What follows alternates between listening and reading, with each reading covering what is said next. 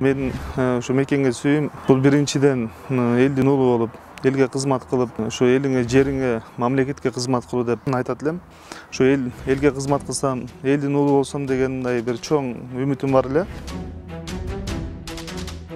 Кайбир айылдын жолдору начар эле, асфальттарын салдырып бердик. Кайбир мисал айылдар садиктер жок эле, ошол айылдарга садиктер киргиздик. Кайбир айылдарда баягы клубтар бузулуп калды эле, аларды мына киргизип бүтүрүп атабыз.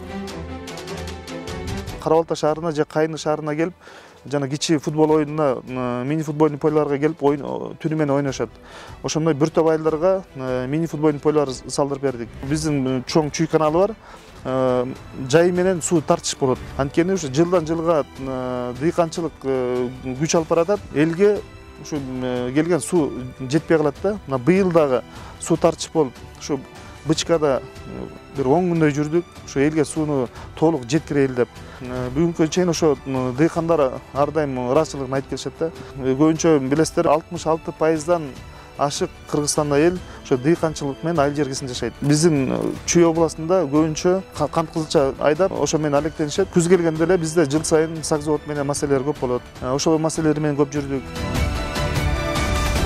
Ар бир адам бир өз спорт сүйөт.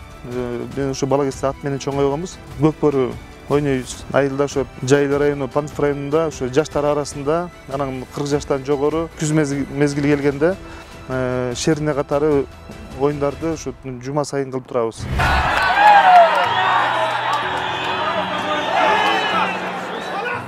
Жогорку кеңеште депутат болгондон бери 2 жыл ушу Кара Балта шаарынан Бишкекке жумушка барып келип иштедим да. Күнүгө эртең менен кетем, кечинде келем. Бирок бир чети жакшы, баягы элге жакынсың, Кара Балта келсең, айылыңа келсең, элдер менен жолугушуп, бир топ маселелерди угуп, анткени эң көйгөй маселе ушу айылда болот экен да. Айылда адамдар менен сүйлөшүп, айылда адамдардын жүрөгү да, көкүрөгү да таза болот да. Алар менен сүйлөшкөндө бир топ жеңилдейсиң.